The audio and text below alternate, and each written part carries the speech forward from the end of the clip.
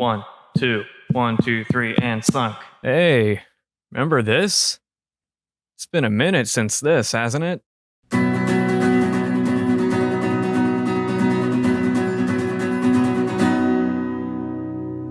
So, as brought up at the end of the previous video about Tommy, there is a myriad of versions of this rock opera available for listeners like you. Now, right away, we have the original, which was, groundbreaking in its time, very comparable to Days of Future Past by the Moody Blues, Pet Sounds by the Beach Boys, anything from the Beatles' psychedelic period like Revolver or Sgt. Pepper. What unifies these 60s albums are them attempting to create a coherent listening experience from front to back. And what separated The Who from their peers was a very straightforward linear narrative that was, laced throughout the entire album. Very cutting edge at the time, critically acclaimed at the time, continues to be critically acclaimed to this day, although it has been reassessed in many regards. I mean, having made several albums that most would agree are better than Tommy, and just with the retrospective hindsight of the various flaws that the project ended up having. It's not quite the magnum opus of The Who that,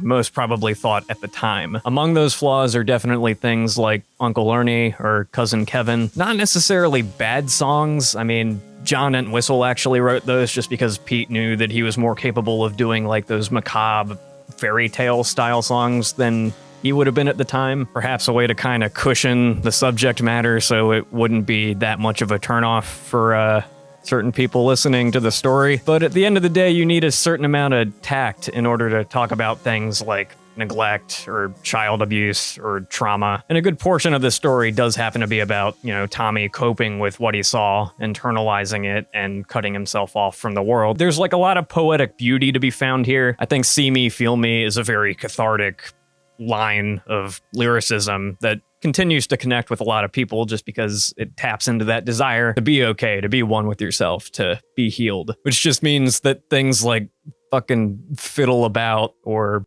being literally tortured by your family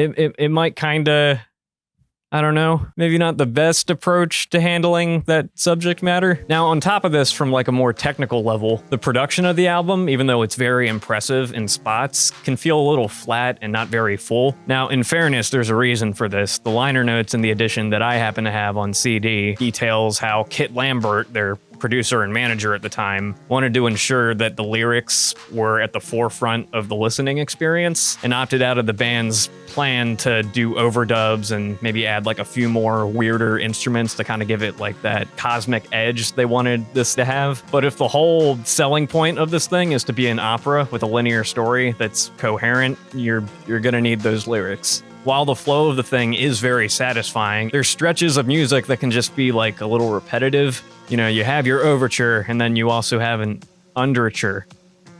Great pun, and I like both songs. I just also feel like that might be a lot of non-story material for people to push through if they're looking for like thematic angles on this. And finally, I just feel like maybe the latter half of the album isn't quite as good as the first. There just seems to be a lot less variety musically once Tommy actually comes back to his senses and it's talking about his journey as a cult leader. It ends strong and there's lots of room to chew on the thematic content of the thing in the last song and a half, I guess. But when you compare stuff like Sally Simpson or I'm a Sensation to the first half where you're careening through war-torn Europe and then a baby's born. Okay, cosmic journey within his subconscious, vibrational musical representation. It's wild. And then you kind of get to this drier portion of the story, which makes sense. It's talking about the mundane nature of organized religion, hyping up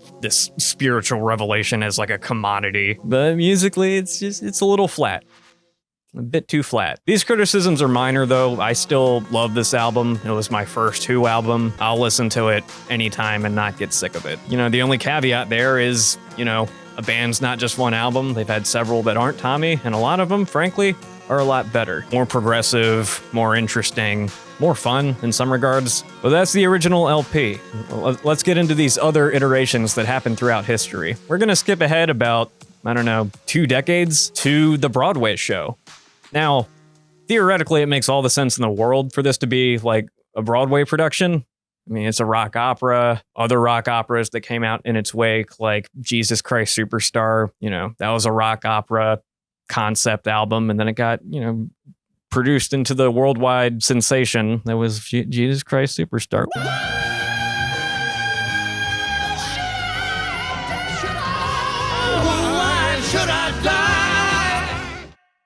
I almost fell. But no, you have a very cerebral and stylistically interesting property like Tommy. And, Pete, while I love the guy to death, he'll never pass up an opportunity to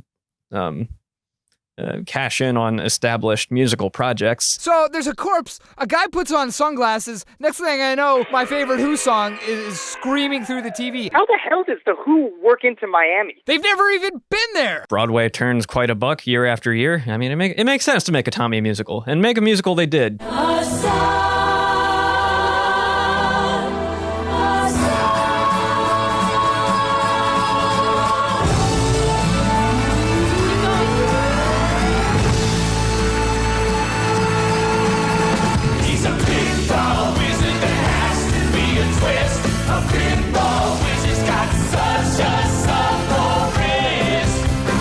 And it was pretty well received. It was pretty successful. I know several people who've gone to various productions of it over the years, including the original from the early 90s. There's lots of documentation online of people who may or may not have committed the heinous act of bootlegging the show during some of the last performances. And the production design is stellar. Like, it's one of the most distinct looking shows that I can think of, outside of being familiar with and being a fan of the original version.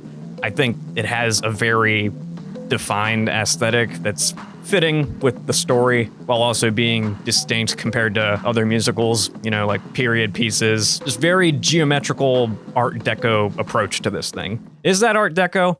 Lanooski doesn't know what Art Deco is, but he thinks he might know what Art Deco is, and will call something Art Deco even though he got an associate's in general ed in college. Lanooski is working with what he has to work with, so please be patient if this is in fact not Art Deco. Now, let's talk about the music.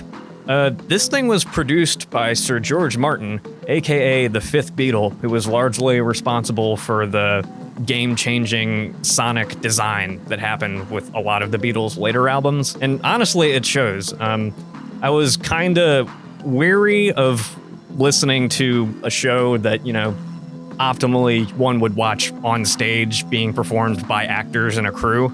And yeah, it's always a little awkward when it's like music, and then suddenly, oh, character on the other side of the stage, what's going on? I wouldn't worry too much, love. The music is fittingly over the top. It gets experimental at points. It embraces like these synthesizer sound effects that you won't find in the original Tommy, because that was mostly like organs and pianos and horns. It was like right before the synth scene really started to come into its own. The instrumentation is entertaining, it's interesting, it's different. It feels cutting edge in its time, just as Tommy felt cutting edge in its original time in the late 60s. Performance-wise, pretty strong. Broadway is just more over the top and melodramatic because when you're performing on stage, you want the people in the back to register what it is you're emoting as a performer. I knew this going in. I love musicals, as I addressed in the last video. You're going to run into situations when you're listening to a Broadway soundtrack where it's like overly articulated. So instead of like, that deaf, dumb, and blind kid, it's gonna be, that deaf, dumb, and blind kid. Harder consonants, less slurry, not so much shaped as it is articulated. In fact, having been a fan of Les Mis and having listened to it like hundreds of times after a while, it low-key started to affect the way that I sing, like casually, whilst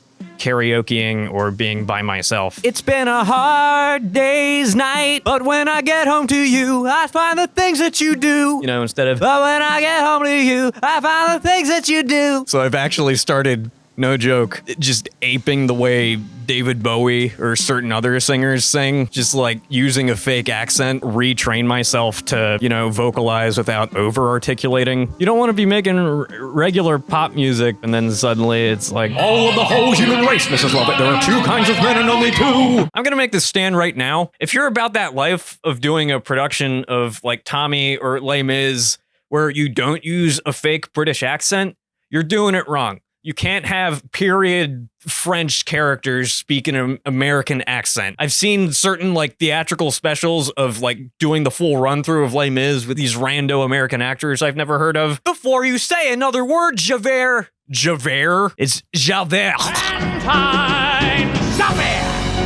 Hey, hi, guess what? My camera ran out of its space because I'm recording on my phone. I wanted to be all experimental for this one just to break up the monotony of the little dudo flicking around on the screen and then the fucking DSLR. Nobody puts baby in a corner. It's my favorite line from Tommy. It's from Tommy. Don't look up where it's from. It's from Tommy. Where were we? Oh, Tommy the musical. Over-articulated. There aren't necessarily bad performances. There's just stuff that's a little bit stiff. There's one part where the mom is like doing the classic Tommy, can you hear me stuff? And it's like, Tommy. Really gonna go with that take, guys? Tommy! The lead dude who plays Tommy is pretty good. He's got that charisma. He feels like that guy. He went on to play Bald Sweeney Todd in the future. He did that pretty well too.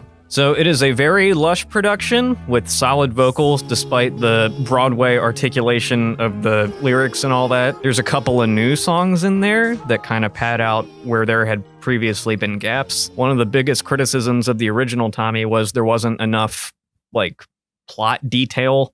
Like there were little micro songs between certain larger songs that would be like, oh, we're taking this little bastard to... I got hair in my mouth. We're taking this kid to the doctor. He's going to cure him. Or we're going to go out on a date and leave him with this fucking creepy asshole. What could go wrong? Stuff like that. So because it's a stage show, you have like full developed lines as well as a original song that Pete had added to the book of the show where the parents are essentially getting ready to take their lives back, which subtextually I think means that maybe they're going to not care for their boy who they traumatized. The biggest criticism I have for this thing, though, is that because it's a Broadway show, and those are always cleaved in half so you have time for an intermission, the original Tommy is like roughly an hour, maybe a little bit more. This thing is not. If the original Tommy was repetitive in any regard, this is even more repetitive. Pinball Wizard shows up more than once, which I get, it's the big hit. You want to get your money's worth with the Pinball Wizards, you're gonna bring all your quarters so that you can keep racking up them points. I'm a true gamer. I like the glasses. It's just like, I look like an anime villain. Do I ditch them? Maybe I ditch them for this. I don't know. They help me fall asleep by keeping the blue lights out. Anyway, Tommy, can you hear me? More like Lanooski. Can you hear yourself talking about things that aren't the topic of the video? I can. Just let me push through my anxiety however I see fit. If you're a fan of musicals and you're a fan of Tommy, I obviously can recommend this. It's an enjoyable, unique interpretation of the story of Tommy, which itself might be a little dated or just like, a little more stagey is the word for it. Which, if you're listening to a Broadway adaptation of a pre-existing thing and you expect it to not be stagey, like what's your fucking deal? Do you eat cereal and you expect them all to be cinnamon and sugar covered just because you really like Cinnamon Toast Crunch? That's not how food works. Cocaine.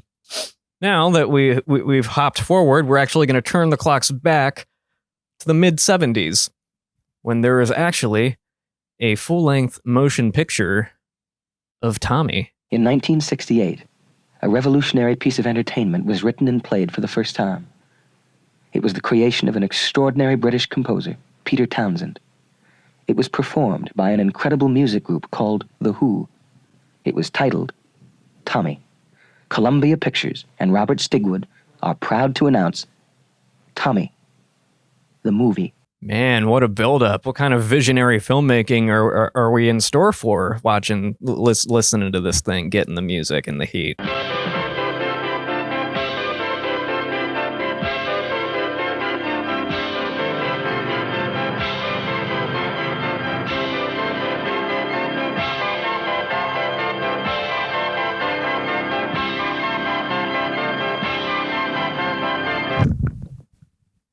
Sorry.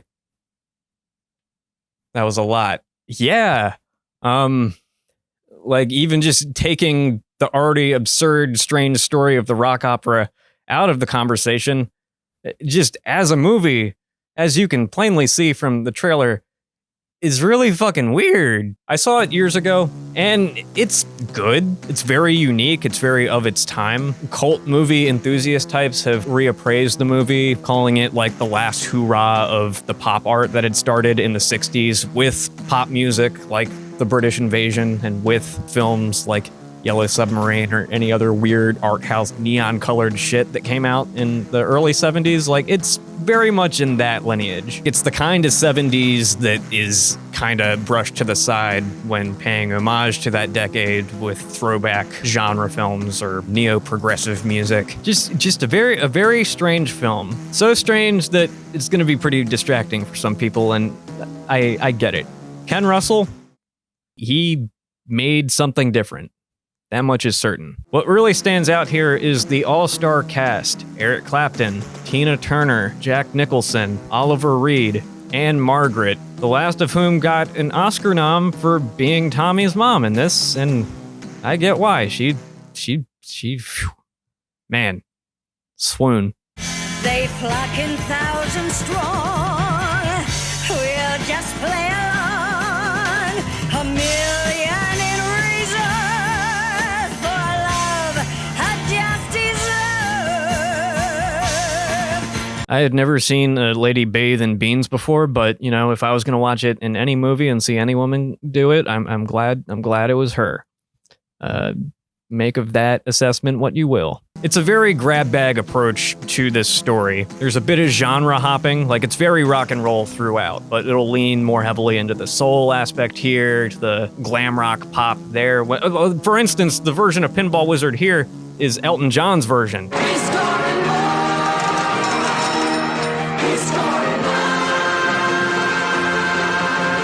He's terrifying in this. His pants and shoes are too big. He's like that giant knight in Monty Python. There's nothing complex about his intimidation. It's just like, you're too large, you're too large, you're too large. Like the Broadway version, this is a very overproduced, amped up, super stylized version of the original opera. Spruced up with a lot more electronic sounds because this is after they had done Who's Next and Quadrophenia. So Pete took what he learned working on those albums and applied it here. So there's like a bit of aural overlap with the various styles of sound that are heard in this. And the result is like pretty good for the most part. Some actors are better at singing than others. The most disappointing, as pointed out by Jack Black at their Kennedy Center nominations in the 2000s. I saw the film Tommy on cable television, and despite Jack Nicholson's heinous rendition of Go to the Mirror, I was deeply moved by the music and the story. There is no chance, no untried operation. All hope lies with him and none with me. Imagine though the shock from isolation, when he suddenly can hear and speak and see. Here, they're coming back on. He hears but cannot answer to your call. Yeah, just stuff like that. Tina Turner, on the other hand, is amazing. Eric Clapton, pretty good. Roger did the original thing. So of course I'm gonna like him in that. You have two adaptations of a pre-existing thing. They're amped up to 11 in very unique, medium-specific ways. What you're gonna lack when you listen to either of them on Spotify are the visuals. You're not watching the play. You're not watching the movie. And while I think they're both solid listens for what they are, they're by no means the ideal way to experience this. Watch the movie, see the play if you can, go to fucking Germany or wherever it is that they're doing like new productions of it, or just I don't know, maybe track down those bootleg recordings that may or may not exist. I don't condone piracy. I just maybe condone archiving things that are never going to exist again is all. Fuck your copyright. In my opinion, the best way to listen to Tommy actually lies in the live version. Not live as in show, but live as in show. For many, it was the tour of Tommy that skyrocketed it into the popular discussion in the first place. The album was acclaimed, it sold really well, but to watch these live shows was to see the band evolving into the rock legends that we know them as today. It's the Who. They were no longer like Beatles runoff, they were the Who, the champions of hard rock.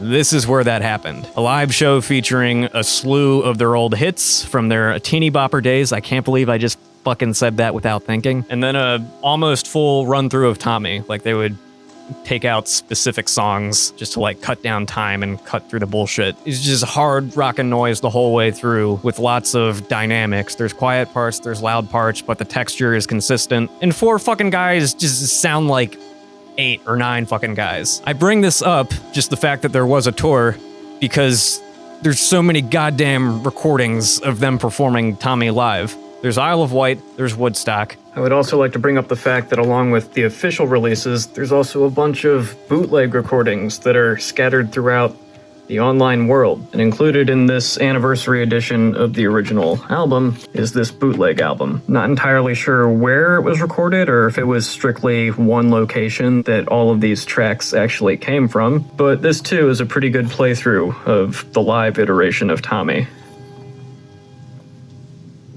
But the one I'm going to recommend is the expanded anniversary deluxe edition of Live at Leeds. Live at Leeds, in its original incarnation, has been considered one of, if not the greatest live rock performances of all time. It has the aforementioned hits and a final medley that incorporates My Generation, which is kind of like their mission statement as a band from the 60s. Incredible song, timeless song. And then it segues into other tracks from Tommy. See Me, Feel Me, Sparks, and then just jamming, just improv. What's amazing to me is Pete actually took the opportunity performing on stage to just like write an experiment just on the fly. And then if he liked it enough, it would grow into, future songs. Like what?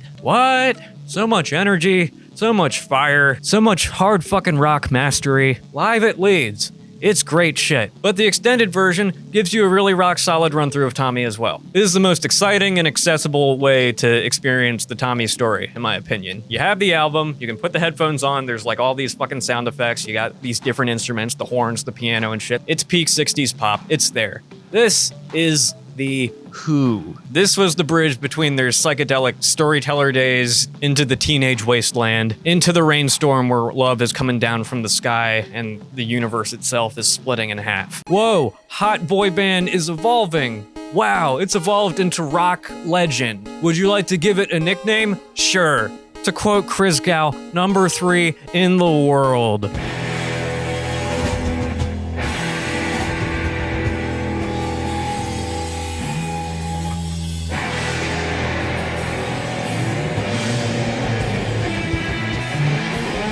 So yeah, that's the best version.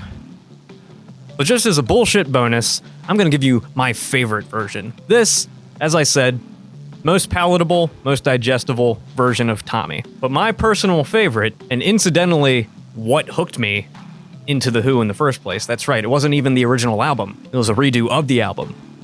An orchestral version of Tommy. You would think this would sound like a movie or a stage show, and in some regards it does. What gives it the edge, though, is that it was a self-contained production experiment by one Lou Reizner, who passed not too long after this came out, so rest in peace, homie. This story touched him so that he wanted to do an over-the-top, fully orchestrated 100-piece rendition of the rock opera, using whatever studio tricks he had access to. This is what sold me on this goddamn album. I was lying in my bed, falling asleep to fucking iTunes radio, just like one of those dinosaur rock stations. Beatles, Stones, Cream, Hendrix. I just rotated that when I wasn't listening to the cringy soundtrack shit that I mentioned in the last video. And then suddenly, out of nowhere, I just get an earful of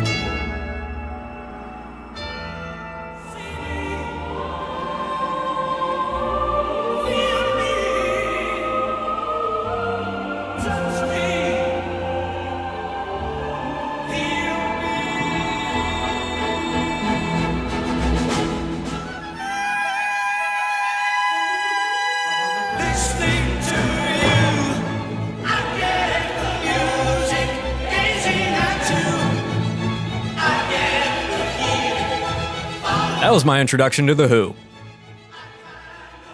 So this album has a very special place in my heart. Is it over the top?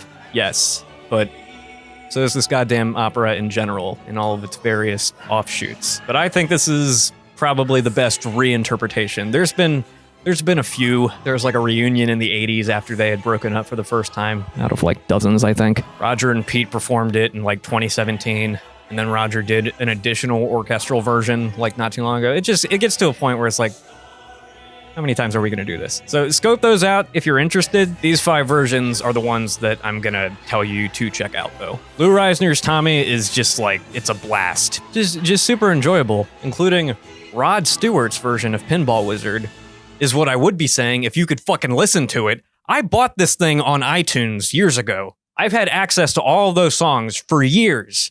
And then suddenly, a few months ago, it wasn't in there. I'm like, oh, it must be some kind of error. I go to the fucking albums page on iTunes and it's not there either.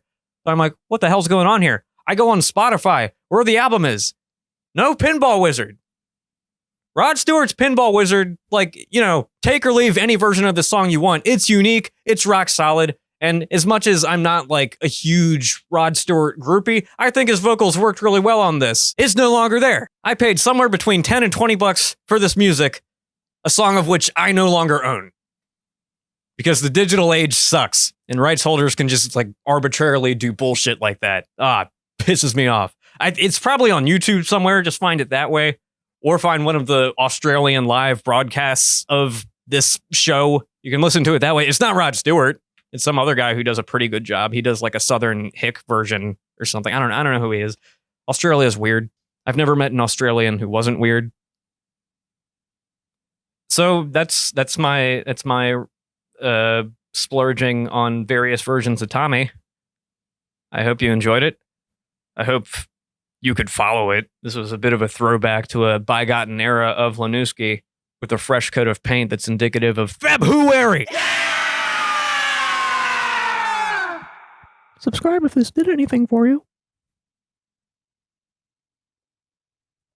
I thought I could disappear into the darkness. Oh, I can.